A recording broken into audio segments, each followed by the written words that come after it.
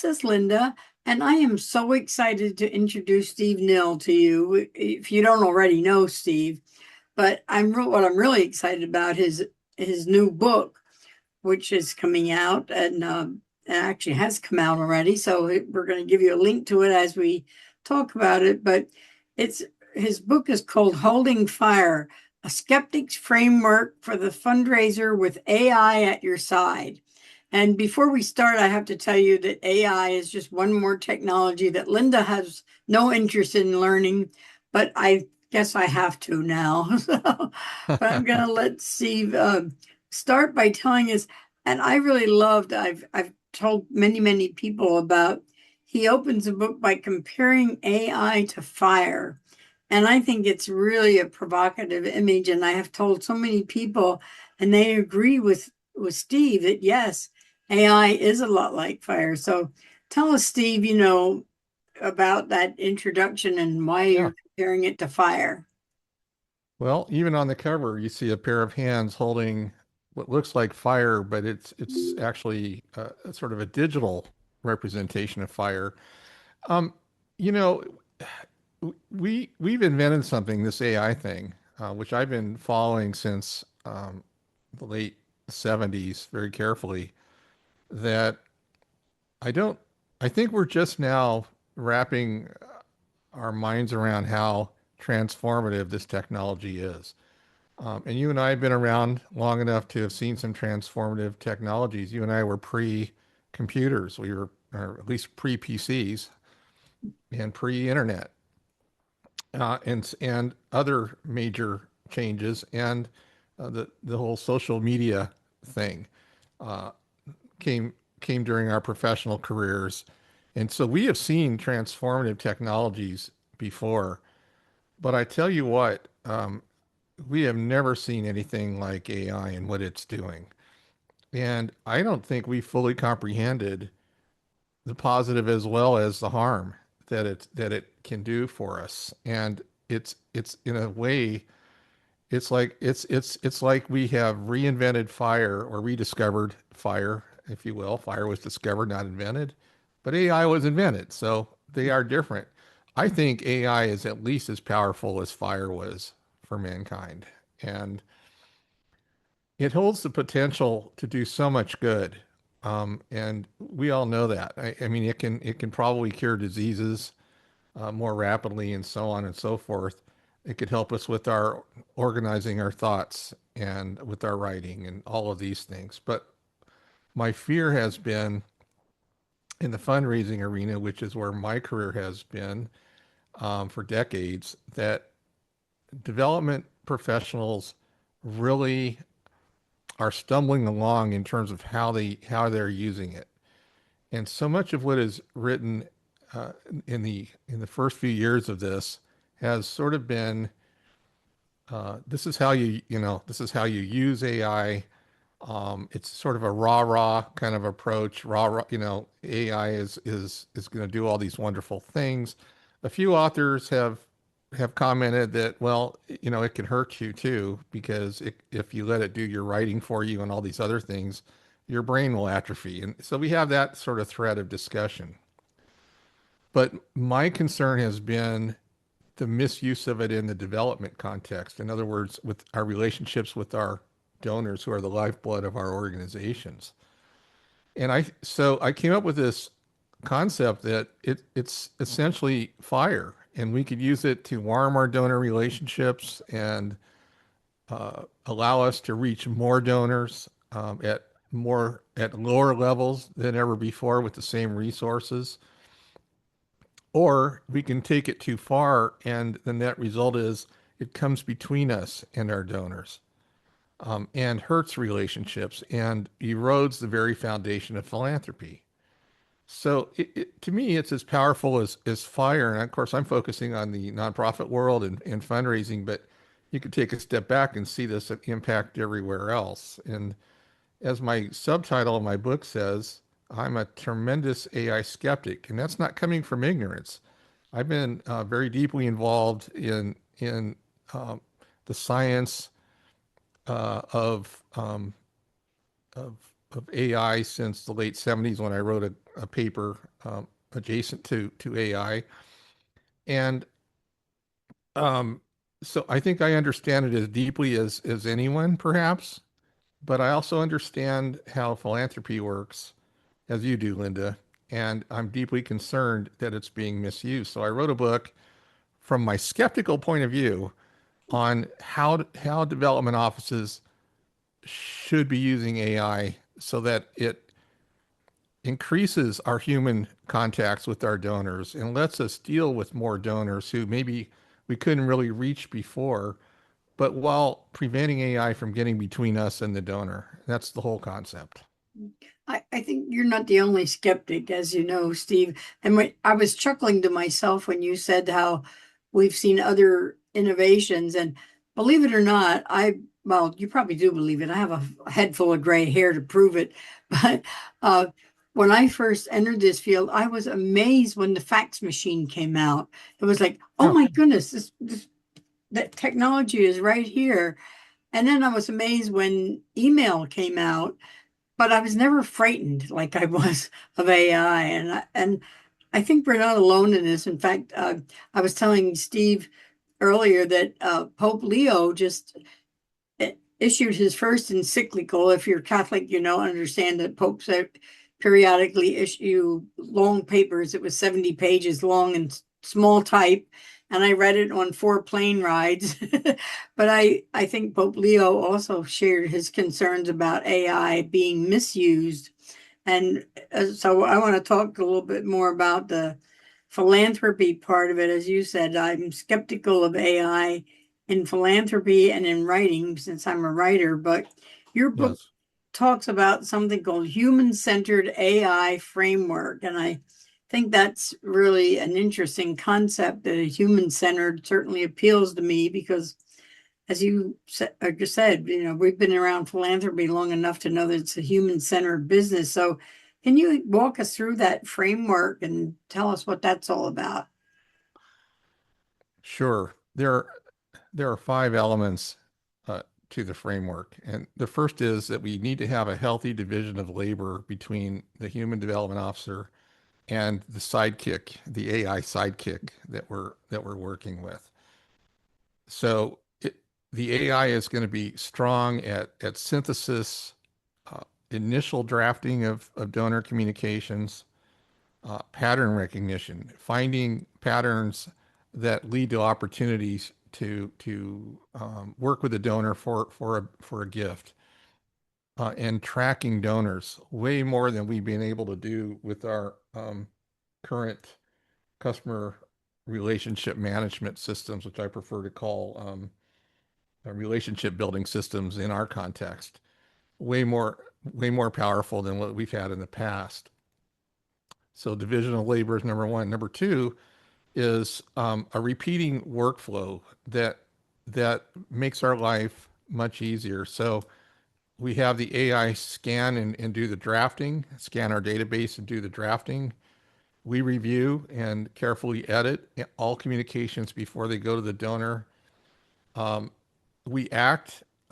It might be a phone call with the donor. It might be an invitation to a lunch. It might be a letter or whatever. People write letters anymore. Anyway, an email, and and then we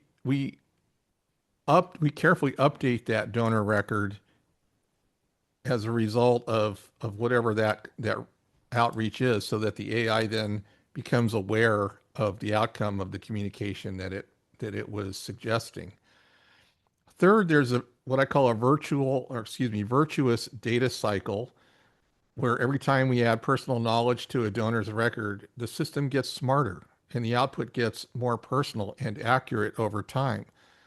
Um, honestly, I think we have been traditionally fairly lax in updating donor records in our online systems, but now it's more critical than ever to put that information in the system because the AI is so good at understanding those kinds of things and synthesizing that into its recommendations. So it's a kind of a virtuous cycle that where it gives us advice, we act on it, and then we give it the results, and it just gets smarter over time.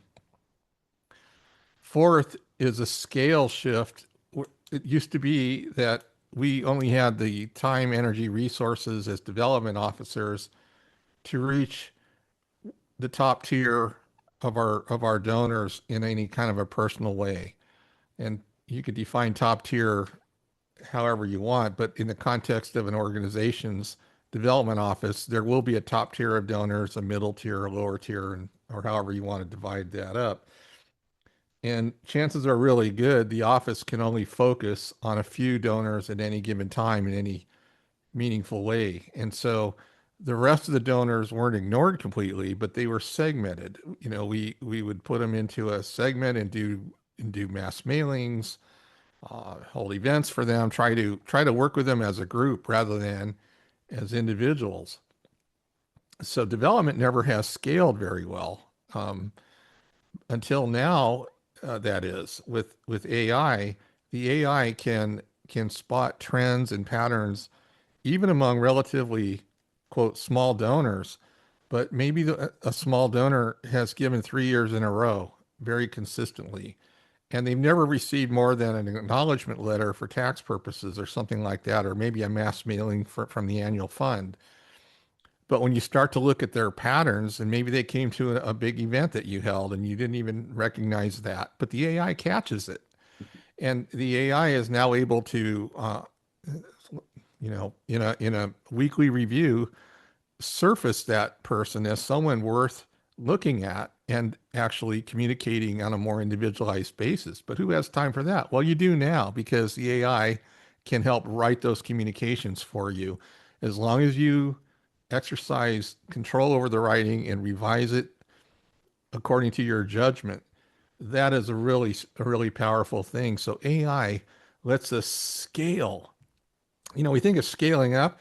I think of this as scaling down. We've always been good at scaling at the top, but now we could scale down further and further and further through our donor base down to relatively small donors. And depending on the size of the organization and how many donors, maybe all of them. And that's crazy when you think you can give even small donors individualized attention now.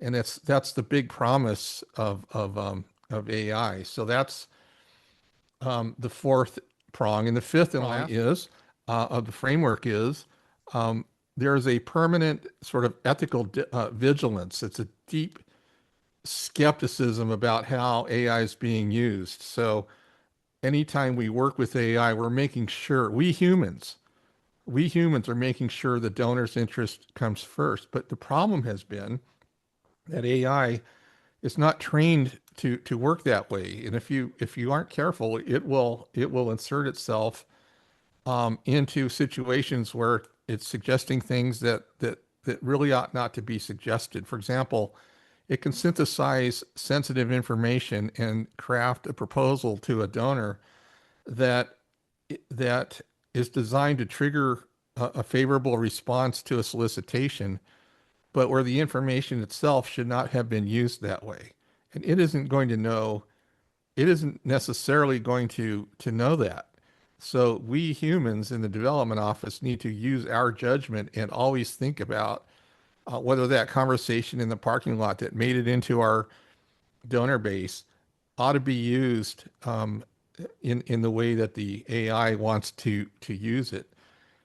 So what I have done is not only written a book about this and how it should all work together, but I've written a set of instructions that an AI can literally read and follow and understand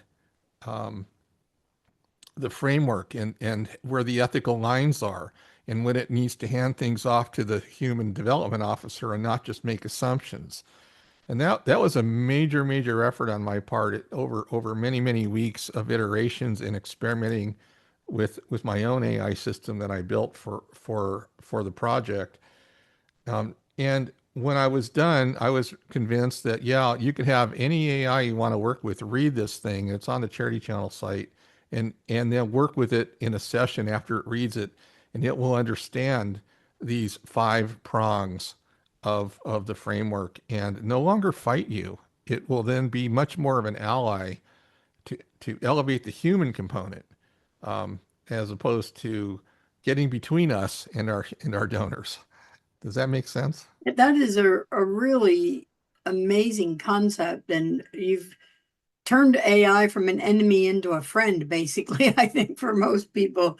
The other Yeah. thing that I found really fascinating, and if I was an active development officer now dealing with clients, is your Monday morning strategic review. I would get down and kiss your feet if I were an active development officer. Tell us about that Monday morning review. I just think it's fascinating. Well, I have been a development officer. I spent a lot of years in that role, one at one level or another. And whether it's intentional or not, we would fall into some kind of a process, either an accidental process where some donor stumbles in our field of view and or we're more methodical about looking at our donors and thinking about them and everything in between. Development officers come in all flavors.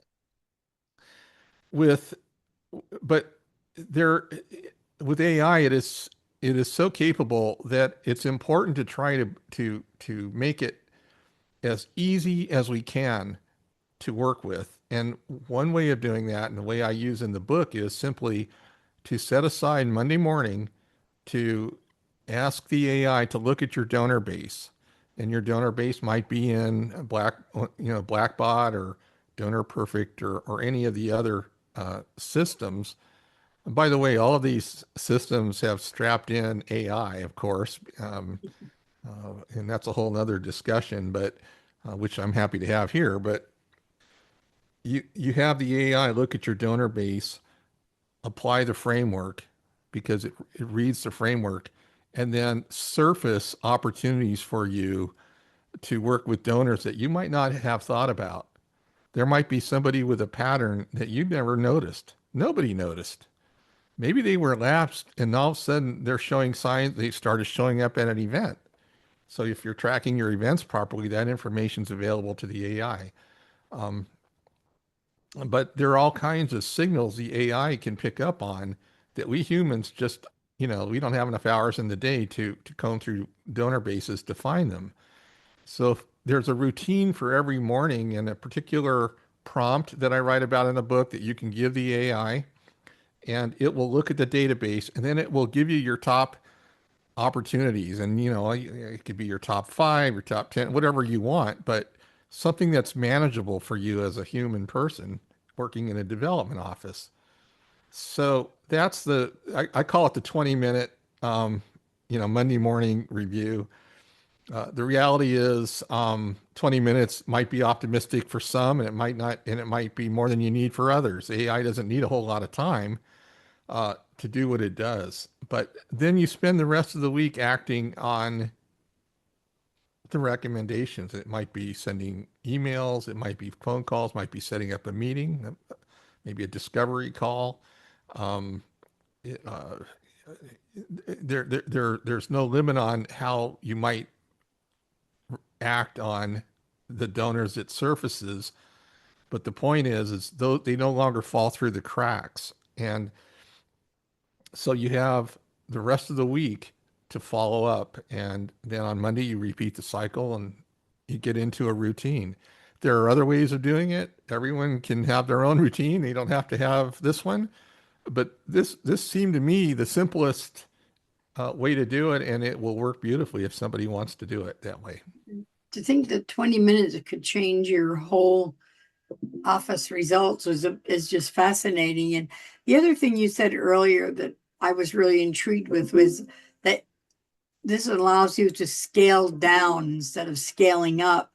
And Yeah. I think that's so important that, in fact, I have to tell you a story. I put it in my latest book that I have released, but it really bothered me tremendously.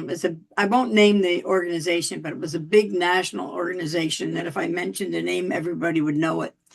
And one day I was watching TV and this commercial came on and they said, whether you're a major donor or just a grandmother who sends us a monthly donation. And I thought, well, I'll be Oh, darned, if I was just a grandmother who sent you a monthly donation, I'd be out the door right now. But I think it's important that, we do treat every donor with this individualized journey. So tell us how AI can possibly Yeah. make that happen. Well, before the advent of the computer and the internet, again, you and I were both around professionally in those in the Stone Ages. Right. We really didn't treat them very. I mean, maybe we would be able to do mass, direct mail and or a phone bank or something like that, but we basically um, weren't able to have, if we had much of a donor base at all, there's no way we could have much individual communication with our donors except for the very top tier. With the internet and computers and all that, we learned to use mass mailing, segmented mailing lists, um, and sophisticated logic triggers and timings, and we could do pretty much anything you can imagine with things like email, even social media communications, and but it at base it's segmentation, because if you're not in the top tier of donors who get more individualized attention from the development team, you are probably getting a mass part of a mass communication of some kind. It might be an annual mailing, per the annual fund or something like that, or you're getting invited to events or those kinds of things. You're not getting individual emails. You're not getting a phone call. It's just not, it just has never been possible before. And not only that, the development officer really had no good way of seeing a pattern that would surface somebody who is largely invisible, but who is showing really good signals of being capable and willing to do a whole lot more in terms of making a substantial contribution to the mission of the organization. They just weren't being sussed out. So now the AI in this, and I'm going to just go with my Monday morning review, can, and armed with the information that it just read from the framework, which by the way is free and it's online. You can it's on the charitychannel.com website. It can then look at this at your donor base and see patterns that you can't find, and then make specific recommendations. Send this person an email with this suggested content. Make a phone call with this message. Invite this person to lunch, and of course it will tell you why. It will show you the reason why it thinks these people are worthy of your time. And they may not have been the big donors. They may have been, but they may have been consistent donors who never really who are really doing amazing things kind of below the radar of the traditional methods of dealing with them. And so now with AI, we're able to um, sort of break the barrier of big donor, small donor, because a small donor who is giving consistently, who maybe has capacity, is capable of doing a whole lot more. And now we're picking up on their signals, and we're actually starting a series of communications with them. The other thing too is the number one reason people don't give more significantly to an organization is they're just not contacted very much, if at all, almost never individually. If they get a letter once a year, that's about it. Well, now they can get the contacts, and so the framework actually, in terms of stewardship, I mean, if someone has made a gift, it'll pick up and recommend 7 different kinds of contacts Wow. as a result of a gift. And so that is going to keep that person interested. They're going to feel thanked. And if they feel thanked and they feel like they made a difference, they're going to feel closer to the organization, and they're going to want to do more. And and so the AI will actually help you figure out the best timing. It'll track the asks, it'll track the touches, and it'll then help you frame the next possible ask. So it's really, really good about that. And so we're no longer just having to deal with the top tier anymore. The usual suspects. I just watched Casablanca yesterday on my anniversary with my wife, so the usual suspects just Yeah. Well, yeah, popped in my talking head. about the usual suspects, although we're talking a lot about bringing donors up that ladder, Yeah. I think there's always the dreaded major gift solicitation. How do I ask for a major gift? And believe it or not, AI can help you with that too. You've laid out a 6-step process: connect, understand, discover, design, confirm, and ask, which leads us finally to that major gift ask. But how does AI help you take the fear out of those major gift asks? Well, of course, fear is a very common and understandable human emotion that um, and I've asked for a lot of gifts and some 7 and 8 figure gifts and gotten them over my career. And there hasn't been a time that my introvert nature hasn't reared its head and made me even wonder if I should get out of bed, you know. But that's just I'm wired as an introvert, so I wouldn't say it's so much fear as it was just very uncomfortable for me because I like being in my own head. So I've learned to force myself to get my fanny out the door and do these things. And so AI really isn't going to take that away, but what it will do is it will show you how to lay the foundation with that donor and in several steps, not one big giant leap, okay? Several small achievable steps to qualify that donor and get that donor's own thinking pulling in your direction so that by the time you're ready to make the ask, the donor knows that's why you're there. The donor's on board with it, and it's almost a pro forma um, setting. In other words, the stress is gone because um, you, you've prepared um, the donor and the context for the donor so well that you've removed the unknown. You know the result is going to be a positive one, but you're also ready in case um, the result isn't. So that's not a surprise either, and you know how to deal with it.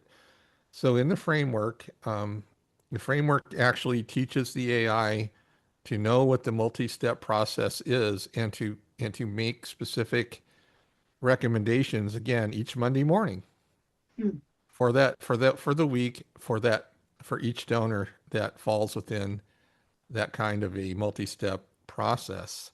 So there are authors. I want to call out Kent Stroman, whose 2 books I published through Charity Channel Press back in the day, who has a 10-step program.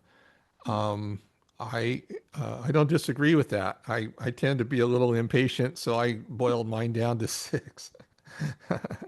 But the point of it is you don't try to sort of do the whole thing in a given meeting. Now that would be truly terrifying. I don't care how brave Right. you are. Yeah. And you've talked about stewardship, and I think anybody who's been in fundraising for any length of time knows that good stewardship is they always say it's the last step in the first gift, but it's the first step in the next gift. And I guess I never really thought about AI helping us with stewardship, but how does AI powered stewardship look? What is that? It's extremely good at it. Let's talk about what stewardship is. It's essentially acknowledging to the organization and to the donor that the donor has made a contribution, and then following up on that with what might just look like surface courtesies. And maybe it's a handwritten note. Maybe it's a quick phone call. Might even be a personal visit. It could be an email. The key is to tailor the communication to the donor and the situation, and to not just use one kind of communication. So you want to mix it up, and so if you can treat the donor as an individual, even a smaller donor, right? In the past, we couldn't. We give them an acknowledgement letter. There's no time for anything else. That's it. The AI on that Monday morning review, having read the framework criteria before the session, now knows that you know there are certain donors in the donor base who have made gifts, and it's time for the third touch for donor A and the fourth touch for donor B, and so on. And it's easily able to track all of that. And so it'll keep track for you what is happening with that individual donor. And part of the way it does it is it updates the donor record for you as necessary. So the next time it goes into that donor base in a new session, it knows exactly where things are and presents the next step to you. So um, I know from experience that even with the largest, and I guess I should be a little bit ashamed, but there have been sizable donors to organizations where I've headed up development offices who got all kinds of hoopla and recognition on making gifts. And I mean, some gifts were were were rather extraordinary. And did we did we really do a good job of stewardship, even with those donors? And I have to say, it was hard. Sometimes we did, and sometimes we didn't. Um, if even the largest donors can eventually kind of get lost in the shuffle and the communications slow to a trickle, and now they're just not getting individual attention anymore. What about the middle tier and the lower tier donors? They're not getting any attention. And so that's the number one reason they don't give more significantly, is because when they have given, they've been made to feel trivial and unappreciated, which may not be the case, but that's how they feel. And if they feel that way, they're going to lose interest and maybe go somewhere else where they do feel recognized. And that letter was that a letter you were mentioning where they were referring to It was the actually a grandmothers? television advertisement, which really shocked me. Okay. Well, they were making some of their supporters to feel trivial and unappreciated, and that's self-inflicted there, because they were actually doing a communication, which is Right, good, but right. poorly, which is Yeah, bad. it's very They would poorly. have been better off not doing it at all in some cases. So the whole point is you want the donor to feel appreciated and thanked. And it's you can say, well, they need to be thanked 3 times, 4 times, 5, 7 times seems to be the magic number. I call it the rule of seven. I didn't invent it. It's out there. The whole seven touches thing it's a thing. I Mhm. think it's rather arbitrary, but okay, let's say it's 7 touches. Well, I built that into the framework so that your AI knows that that's the objective, and it will actually surface those touches, those contacts with your donor that you are to make that week. Wow. It's just that powerful. I think that's really incredible. The one concern I think that people probably have about AI is how is everybody in your organization going to react to that? I mean, especially those gray hairs among us that may Yeah. say we're not using AI at all, you know. So you have a chapter called Setting the Guardrails, and I thought that was an intriguing chapter because it tackles that difficult conversation among people in your organization, right? Yeah, that conversation can surface from senior managers, from board members. It can even come from donors, uh, even the media can, so I think the what you have to do is, first of all, is have an AI policy in place. And I talk about that in the book, and I provide a brief sample policy that an organization can use to develop their own with. And you need to be clear with anyone who asks that yes, we use AI to help us um, pay close attention to our donors and to make sure that we are aware of their work, and to help us even craft communications. But in every case, we are the ones who own the communication. We're the ones who review it. We are the ones who revise that communication, just like we might be using some other piece of software. It's a tool for us to help us serve our donors better. And don't hide the fact that we're using AI. I don't think we need to volunteer it to outside entities unless they ask. I guess it's sort of irrelevant. But if you're asked, you want to be honest and truthful about how you use it, and you want to have written policies. So I think with regard to the internal constituencies, um, be proactive. You know, if it's your board that needs to be consulted, um, do that and propose a written policy that's made public on the website, and just full transparency with regard to that, I think is the most important thing. But again, always making sure in the policy that the human is first, and the AI is never just allowed to do its thing without close human attention and revision as needed. That's the key. And I think, a lot of us, I think, have probably been using AI without even realizing it. For those of us who write a lot, when you're using Word, you're going to get prompts on words that said, did you really mean this? And sometimes you really did mean what they say. And yes, you got to pay attention to it. Other times you might say, no, that's not the word I meant. This is what I meant to say. Yeah. And so you have to make that final decision. So I think we all use AI without even realizing it sometimes that we've been using it. AI is everywhere. You really can't get away from it. It's and that brings me to a point I hinted at earlier, and I think it's important. And I don't want to offer this as a criticism of the black bods and donor perfects and all those guys of the world, right? They are they are contributing to philanthropy every bit as much as anyone else.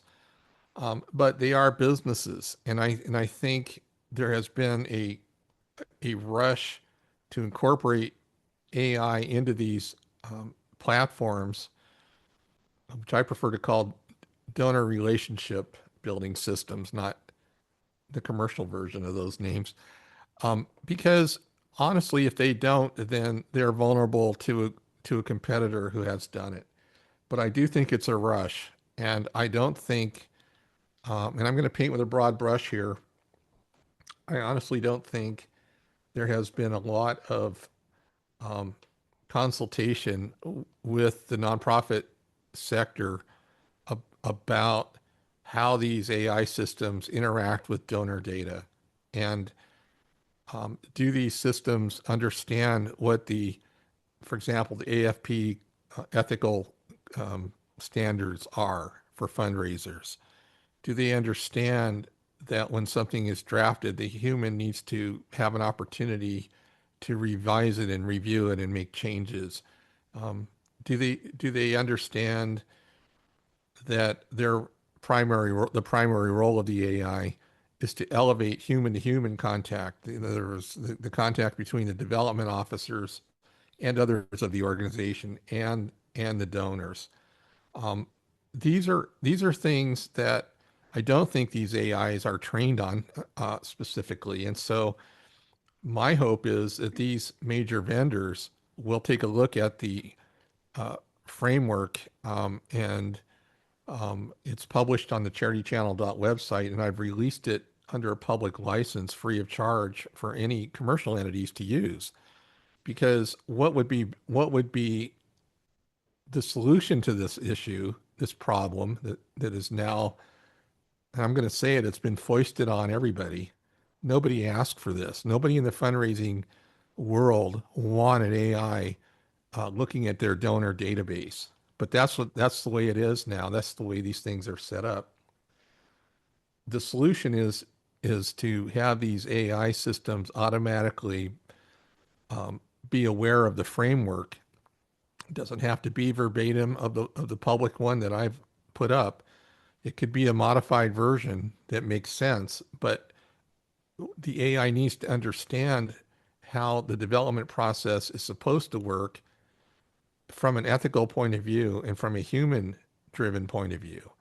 And I think that's what's been missing. And that's what motivated me to create this framework, to release it to the world, um, publicly, free of charge, and then to write a book about it and how to use it. So, um,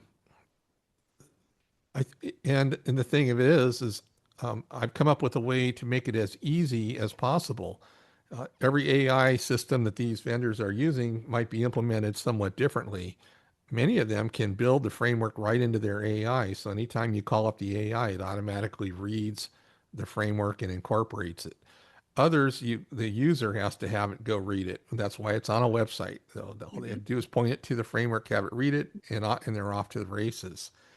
I'm just concerned that suddenly uh, tens of thousands of fund development officers uh, woke up one morning and not only is AI creeping into their Word documents, like you pointed out, but even into the systems they use to track and monitor their work with the donors. And that worries me tremendously because I don't think there has been enough thought into how these AI models work in that context. And I think it's underpinning, excuse me, it's eroding the foundation on which philanthropy rests, which is human trust. I think trust is eroding, and it worries me deeply. And so I call on these vendors um, to assess the framework and see if it or something like it would be useful for them. And I know it would be appreciated by nonprofit professionals, practitioners who work in with donors, because AI will no longer be fighting them, but will become their biggest ally. And that's what we need it to be. Right. You talked about ethics, and I think it Yeah. was really important that you have an entire chapter on ethics in the book, and you talk about the honored or handled test. Amazed at what that might mean. So, you want to explain that one to us? Well, I talked about the virtuous data cycle, um, where the AI makes a recommendation, we act on it, and then we update our donor records based on what happens. And so it gets smarter and smarter. Well, it's possible that that information gets into that donor record. Now, I'm not talking about stuff that never should go in a donor record, like someone's medical records, but just information. Maybe you had a conversation in a hallway or a parking lot with somebody, and you enter it. AI is so good at synthesizing that and turning it into a compelling um, process to ultimately result in a gift that it's capable of crossing lines that it doesn't see and isn't trained to see, where it's misusing information or putting it together in a certain way. And I give some specific examples in the book, that we humans would, if we're even thinking for a moment about it, would never do, because that's crossing a line. You know, the idea is to help the donor discover their own philanthropy. And if they make a gift, it's because of the right reasons, not because they've sort of been manipulated into it. And that comes much more easily to us humans to see the distinction, but not to the AI. And so, you know, how do you encapsulate that whole query, you know, in a book or in a framework? And um, the way I do it, it's as much an art as a science, and that's why it's a human process. But if the donor were aware of the thought process that went into making an ask or leading up to an ask, would the donor feel they're like they were being honored, and or would they feel like they're kind of being kind of handled, you know, like kind of brought along in a way that they wouldn't otherwise want to be brought along. And and so it's the honored versus handled test, but it's a human test. And you can come up with another way of framing that. As long as it's a human process where a human development officer is assessing it. And so I built into the framework a kind of a pause button so that the AI has certain signals that it finds and then it stops and it actually asks the development officer to consider whether this is the right direction. And it's actually able now to become an ally in the process and not um, sort of a runaway train barreling toward a gift ask using information in a way that really isn't appropriate to be used to make that ask. That's incredible that AI can do that. I mean, when you said the word handled, the first image that came to my mind was um, a train load full of cattle or something, and somebody's handling the cattle. Well, you don't want to handle your donors. I think Yeah. you want to honor your donors. That's a really important Yeah. distinction there. And the fact that AI could help us with that is pretty amazing when you think about it. Um, I know that you mentioned that the book. I know you give a lot of things away free. That tends to be your style, I think. But this practice portfolio that's free online that you mentioned, what prompted you to do that, Sure. and how do people use it? Well, when I was preparing the book, I wanted to work with actual, well, not live donor records, but at least simulated donor records, and so I can understand how the AI would interact with them. So I built a actually I built a I programmed a system on my own computer that allowed me to enter the records and then add queries and see what the results were. So it was a very enlightening experience. Hmm. As I wrote the book, I realized, I'm writing about concepts here that not everybody is going to feel comfortable experimenting with in a real system. Like if you're using Donor Perfect or one of the others, with real donors, um, that's live donor information.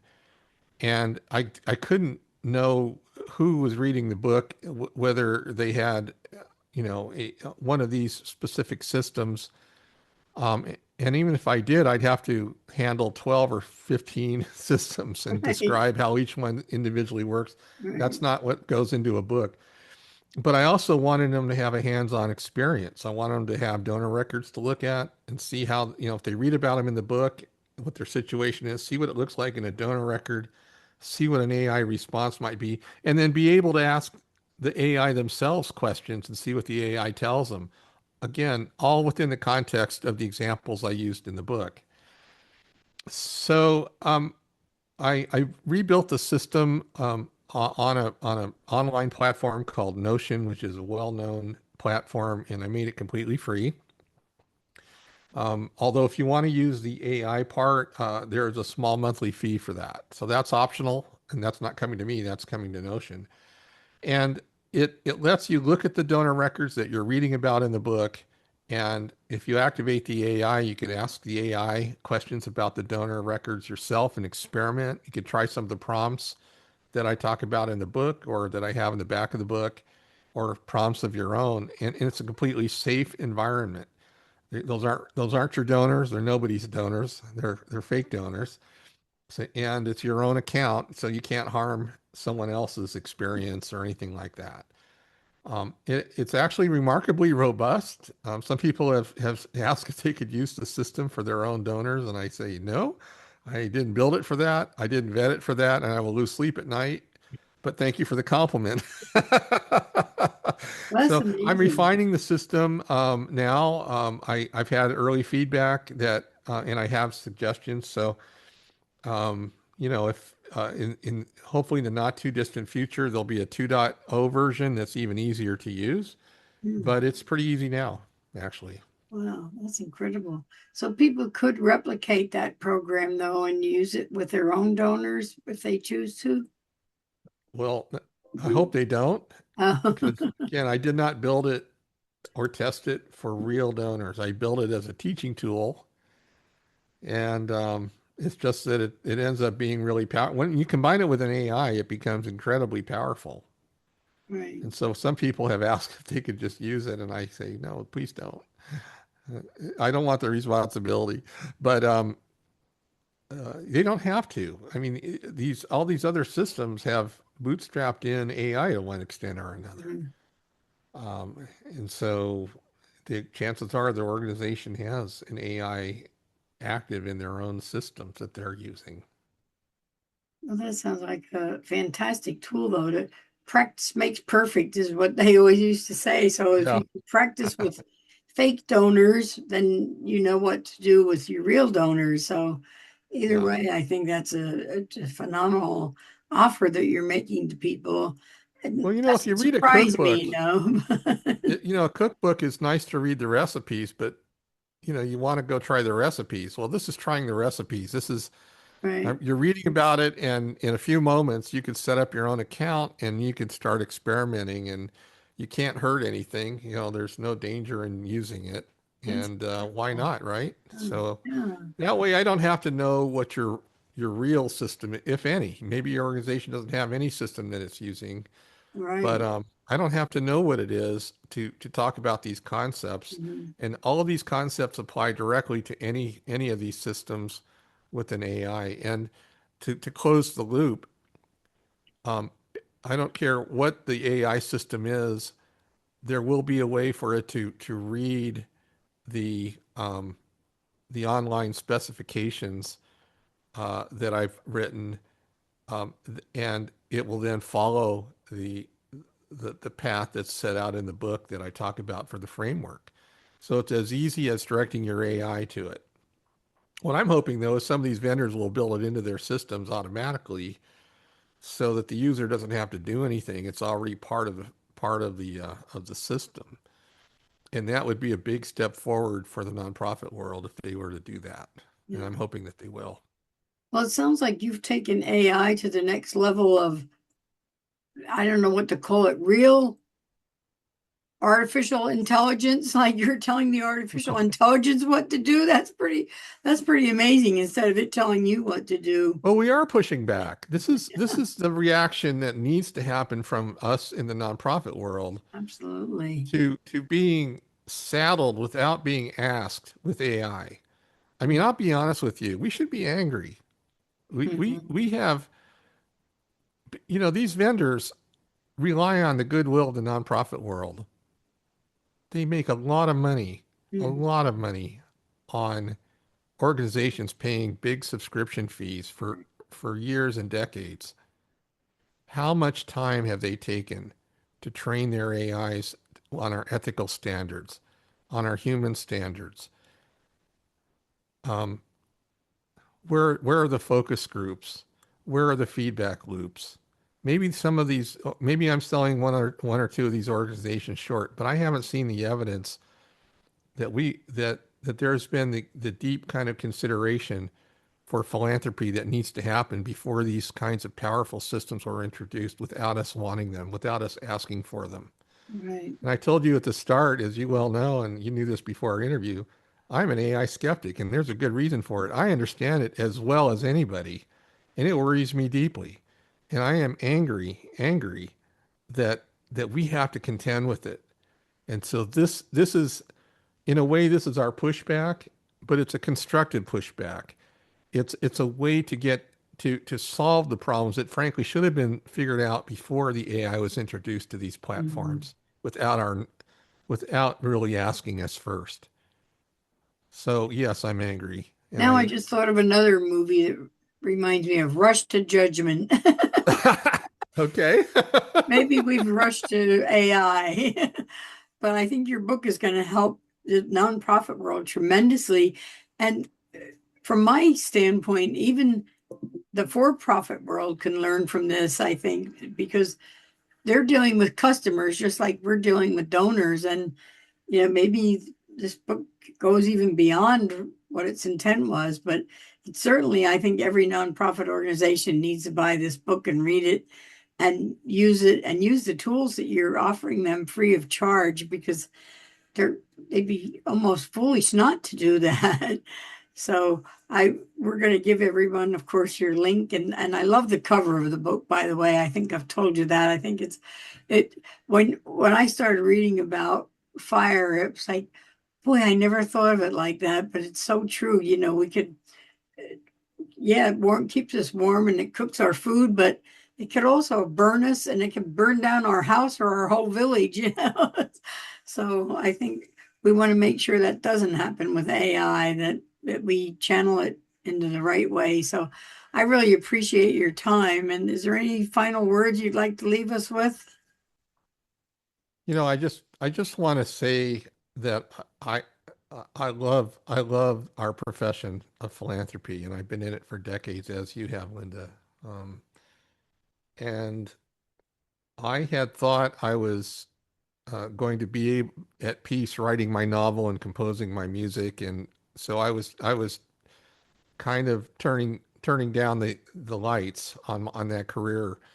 But I was so worried about how AI is being misused in our sector and how it is already beginning to erode the underpinnings of philanthropy that I had to write this book. For me, there was no choice, and I stopped all my other work to write it. And it's a work from the heart. It's something that is a culmination of decades of experience. Um, and I hope it's a real contribution. I hope that I can help um, set things right. I think they're off kilter now. And because of the irresponsible introduction of AI into systems that look at our very donor bases, Mhm. and that should worry all of us. So here's the antidote. I hope people will see it as such and learn from it and extend the work I've done in ways that I can't foresee, but I wanted to get the ball rolling. Well, Steve, I think you better get ready for a resurgence of your career, because I have a feeling you're going to be asked to speak on this to a lot of different organizations. So, because it's certainly a topic that everybody needs to face. And I want to thank you for your time. You've been absolutely amazing. And as I said, we'll give you everybody will have the link to purchase this book. And I recommend every nonprofit, and maybe even some people who are not nonprofits, take a look at this, because AI is going to infect, if we want to use that word instead of affect, all of our relationships in this, whatever business we're in. So thanks again for your time, Steve. I really appreciate it. And I have a feeling this is going to be the New York Times bestseller.